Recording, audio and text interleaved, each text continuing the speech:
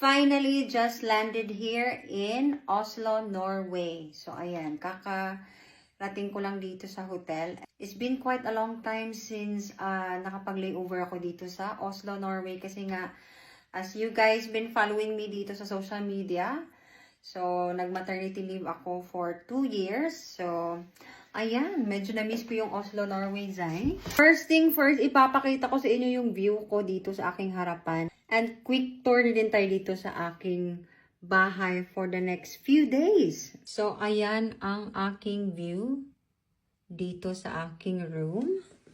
And then, I have my mini lounge area dyan kung pwede ako magsulat-sulat ng mga dear charo, ganun.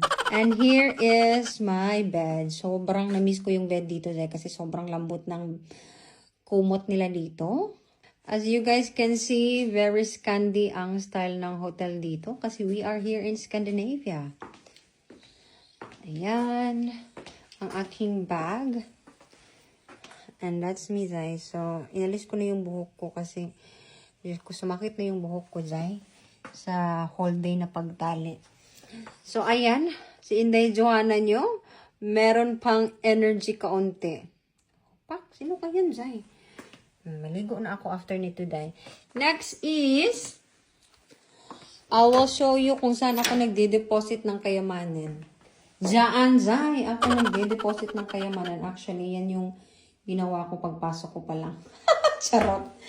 Pasintabi, Zay, sa mga kumakain. So, ayan, ang ating toilet. Ayan. And time check. It's 6 minutes to 5 in the afternoon. So, plano ko kanina, pupunta ako ng city.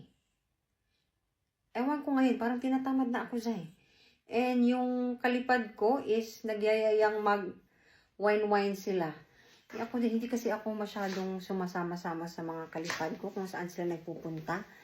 Nasa hotel lang talaga ako. Sign of aging na ata to, Zay. Kasi sobrang, napapansin ko sa aking sarili ba, sobrang boring ko ng kasama. Parang gusto kong magkulong na lang. Ganon. Siguro dahil sa araw-araw ng aking trabaho ay ilang libo ang nakikita kong pasahero. Kaya mas gusto kong mag-lock na lang sa room mag-isa. Anyway, comment down below kung sino yung mga kababayan natin dito sa Norway. Might mag-set up tayo ng meet and greet. O, diba? Mag-meet naman tayo dyan. Mag-chismis-chismis ba? Nahala, do comment down below kung taga dito kayo sa Oslo, Norway.